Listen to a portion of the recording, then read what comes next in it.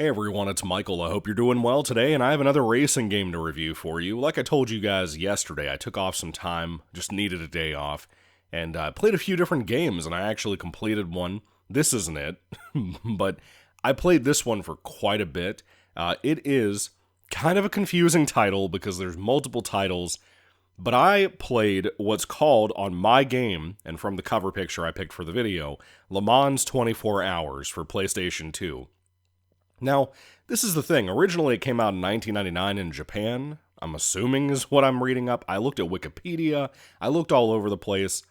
You don't really have a lot of content out there around this game. It's kind of like DT Racer in that respect, where there's just not a lot of discussion about this. You might have, like, walkthrough gameplay videos of it, but that's about it. And some, like, content videos, like comparison videos with the original game, because apparently this is part of the Test Drive series, and I never knew that. I've never, as far as I can remember, as much as I like racing games and have really bought and got into racing games in recent years, I don't think I've ever played a Test Drive game at all, you know? It's usually been like arcade racers and some sim racers and like Gran Turismo and that kind of thing. Well, anyway, this is a sim racer. Typically, it has the whole 24 hours mode too, where you could play a real Le Mans course. For anybody who doesn't know, it's usually a race that you'll see in movies like Gran Turismo, which I love Gran Turismo's movie. It's where I heard about Le Mans for the first time. It's a very notable track. I think it's in France, if I remember correctly. And typically you have teams of people from different companies and whatever that will do a race for 24 hours and switch out their drivers and stuff. It could be very dangerous, potentially, but the people that do this job, they are so professional and strong, dude. They work so hard with that kind of racing. But anyway, in this game, just like that one mode from Gran Turismo 4, and I guess a lot of the Gran Turismos, you can play this game 24 hours through. I don't know if it has like an autopilot thing too, where you can have like someone else play while you're resting or do the whole race for you as well. I don't know. But I've never heard of this game before. I bought it probably a year ago, and I just haven't gotten around to playing it on the PS2. Apparently, when it first came out, it was on Dreamcast and stuff, and from what I've heard, a lot of people seem to say that that one looks, feels, drives, sounds better. And I gotta tell you, now that I'm finally talking about the PS2 version, I would be very surprised by that, to be honest with you. I enjoyed this so much. It's kind of like one of those, it has the sim racer feel to it, you know, where you're trying to pay attention to your times going around corners and whatnot, how you cut around those things. But it's not designed, even though it's a more pixelated game than a lot of like the PS2 Gran Turismo games and stuff, it is not designed in a way that is impossible to play like Gran Turismo 4 is for me. I don't understand what it is with Gran Turismo 4. It's a beautiful game a lot of the time, even though the cars kind of look boxy sometimes. And I don't like the sound design either much. Everything from the sound design here to the weather system that I got to see a little bit of, I didn't see a whole lot of that. Mind you, I only played this for like maybe 40 minutes because it seems like it's going to be fairly repetitive. That's why this isn't really a fair game review, I would say. But I got so into it last night. But to be honest with you, it's super stressful. It's a really stressful game. It's one of those games like the first Forza Motorsport for the original Xbox that I tried last year before my Xbox died, and I loved it. I thought it was so incredibly fun. One of the best racing games I've ever played in my life.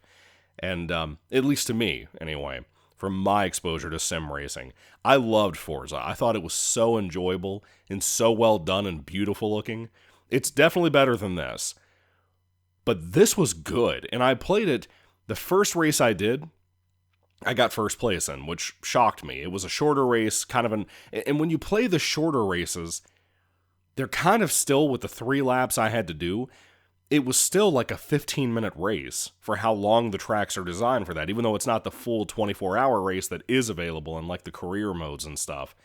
And there are like time trial modes and all that shit that I don't do.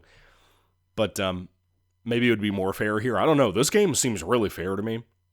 But when you play like the short races, to me, the game controls more like an arcade racer, but not like where your car is drifting and stuff. It's just like that first Forza Motorsport to me in control.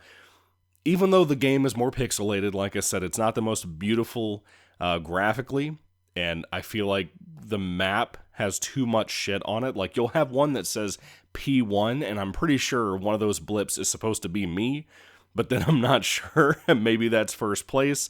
I think it was P1. It might have been 1P. I don't know. But I was a little thrown off with that. And then you'll have like an arrow that I'm pretty sure is actually first place, where it's like a blue circle and then an arrow pointing out. And like you'll be seeing him take the turns within the track, and it's supposed to help teach you. But mind you, all the other racers that are not, if that arrow guy is first place and not just the map trying to tell you how to take the turns, which I think you need to be able to zoom in on that map a little bit. I couldn't find an option to do that in the options menu or on the controller, so I'm not sure. But like everybody else is a red dot except for you and except for place number 1 on the map. So like everybody, the AI is actually decent here, in my opinion. They're kind of clever. And they're not as defensive as some of the other stuff I've reviewed recently, where like if you get too close, they kind of back off, maybe almost go on a wall.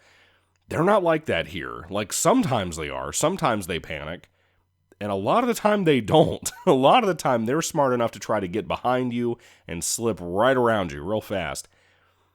But again, I had to work for first place, man. Those turns can be a little too tight, and because of the graphics on the PS2 version that I played, it may not be like this on Dreamcast or PC, but on the PS2 version, it's pixelated enough that it's kind of hard to make out when a turn is coming because there's so much crap on that map I was talking about that, like, you can't see the turns because everybody's up on top of each other on the map. It wasn't a good layout for the map, and it needed to be zoomed in. Do you see what I mean? Like, that's why I keep saying that. If you ever make a racing game out there, anybody watching or listening to my rambly ass, please keep that in mind. I feel like nowadays in game design, we're good about getting away from that, and a lot of PS2 games were good about that. Being careful and cautious about that. But a lot of games were not, you know? I don't know if that's common with test drive games or whatever, I don't know. But outside of that map issue, and outside of the turns being difficult because you couldn't tell as easily what was coming up, and you really had to focus and pay attention and get familiar with those tracks, which is common with sim racing, many of you know that. Even though that was the case, I had a great time. Even though I had to work really hard to get to that first place spot in that 15-minute race, which I don't really like to do most of the time because those can be kind of testy, and you know, this isn't like a Forza where you have like a rewind button or something. It made me panic, but I had a really good time playing this. It was so much fun, man. Again, I know this is probably a little bit of an early review. I probably should have played more of it. But man, I raved about this last night to my wife and how well done it was. But let me talk a little bit more about some of the sound design. Now, I didn't like unlock any cars, but I did unlock like the Bugatti track, for example, which I guess is another real life track. I don't know. But that was really nice looking. I really enjoyed that track. I didn't play through all the tracks. Maybe they're more complicated. Maybe they're easier than the one that I did with just the basic Le Mans circuit. But I really enjoyed what I saw from this game. Again, when it comes to like the skybox, changing weather and stuff, all of that stuff was really nice. It looked really good to me. It was just a very well done game. And like I said, I feel like the cars drive really well. Not as good as like a recent game I played where the cars were more defensive and stuff. Downforce. I love Downforce. I still think, even though Downforce is definitely leaning more into like an arcade game, but has a touch of that sim racing, I like that way more than this because I'm more of an arcade guy. But this I like more than Gran Turismo 4, even though it's a little trickier. Maybe it's harder in the career mode the more that you play it. And maybe I'll like try to do a race a week, because I'm going to be honest with you. I was having a good relaxing day yesterday, and then playing this, it was stressful. It was a really stressful game trying to get in there and really, really focus on those turns because of how rough the graphics can be on somebody. So I really enjoyed that. I like the music. It's a little repetitive. There's like two options if I remember correctly. Like one is called like, I think it was called the K-Rock Station or something. I don't remember what it was, but it was something like that. And then there was what I typically listen to. And if you watch the YouTube videos about it, a lot of people play the music from this. That's more of like the typical kind of Euro techno music. And I like that. I thought it was good. But the sound design, let me tell you, everybody keeps saying this is terrible for sound design. I do not know what you're talking about. I don't understand it. Maybe it's because modern gaming is so rough. Or maybe it's because people got into this thing that like Gran Turismo cars sounded amazing when like most of the time you're driving like a fucking Honda Civic or something and they sound like like e-cars nowadays. So the sound design here, the first race that I did, I think it was a GT race on the Le Mans circuit. I know for sure the circuit, but I think it was called a GT race. I don't know what that means. Maybe it's the type of car. I don't know. But I drove like this black car. I'm not good with cars, as many of you know. I drove this black car, and it sounded, in the sound design department, it sounded fantastic to me. To me, anyway. Maybe not as good as that original Forza that I'm referring to. Maybe not as good as something like Forza Motorsport 7, which I'm also playing right now. I've been playing off and on for like 6 or 8 months now. Just have to be in the mood to play it. Maybe it's not as good as something, obviously, that's like that original Xbox Forza. But, like, I would say it's not too far off, to be honest with you. And I don't know what the difference on time of release of those two games are. You know, the original Forza and this. But the sound design doesn't sound like it's that far off to me personally. And when I would go over, like, those little paddings around corners, right?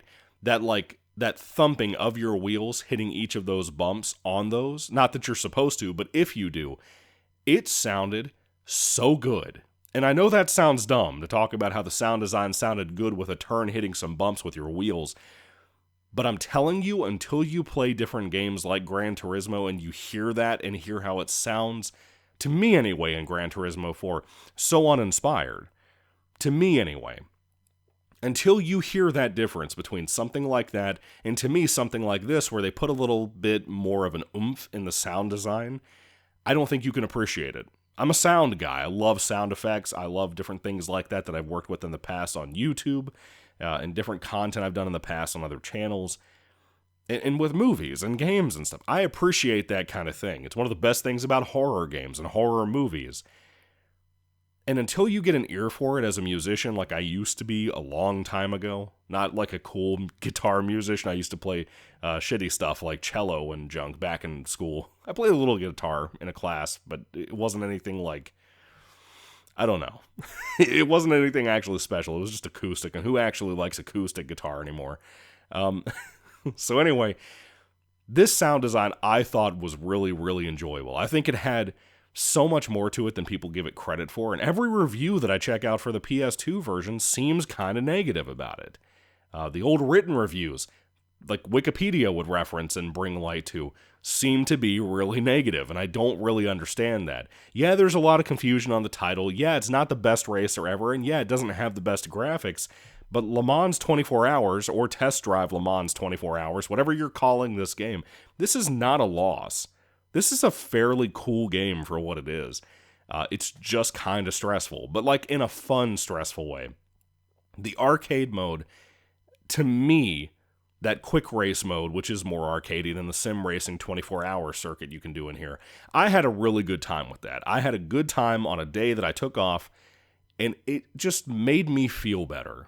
You know, I've had a rough couple of weeks, and games like this, and the game I'm going to review after, it just kind of made me feel better. Have you ever had like a book or a movie do that to you?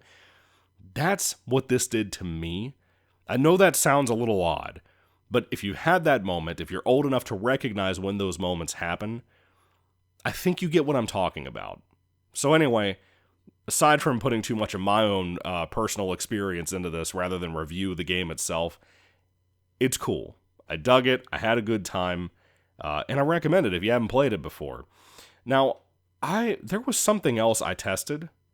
I don't remember what it was. It may have been this game, but there was a game I played yesterday. It may have been this, or another racing game that I played that I haven't reviewed yet. I'm pretty sure it's this one, though. I think you had to use directional buttons to steer in here, and not like a joystick. Now, I could be wrong about that, but I think it was this game. And if that's the case, I'm impressed and I enjoyed it. But it may be the other game. So I don't know, just throwing that out there in case I'm forgetting about it. If it is this game, still drives pretty decent. Still impresses me in that respect. But anyway, that's all I have to say about Test Drive Le Mans 24 Hours for PS2. What a surprise. I kind of expected, because the cover of this game is not the best, the intro to the game, like when they show little clips of stuff with some gameplay footage and some real-life footage to make it feel more exciting, that intro ain't that great with its music and stuff. It ain't that great compared to the actual game itself. And I didn't know how to feel going into it, but I gotta be honest with you, this was a surprise. It really picked up on some cool stuff that I didn't expect it to do. So anyway, what do you think about the game? What do you think about the Test Drive series itself? What do you think about the Dreamcast version or the PC version? Let me know all those comparisons and your opinions down in the comment section down below. Thank you all for watching, guys. Is there anything I missed in this review? If there is, if there's some bullshit later on in the game, put that down in the comments too to warn other people that may come across this review and may hear me rave about it. Maybe something happens that I don't know about that just makes the game terrible later on. By the way, there's also a weather system in here that does like rain. And the different settings for weather, like you'll have gloomier weather and stuff, they look really solid for this game. Even with the graphics issue, they look really solid. The rain looks really solid, you know? For a PS2 racer from literally, in this case, 2001 release, not too shabby for like 15 or 25 years ago at this point. In hindsight, anyway. So thank you all. God bless you guys. Catch you later. Have a good weekend, and goodbye.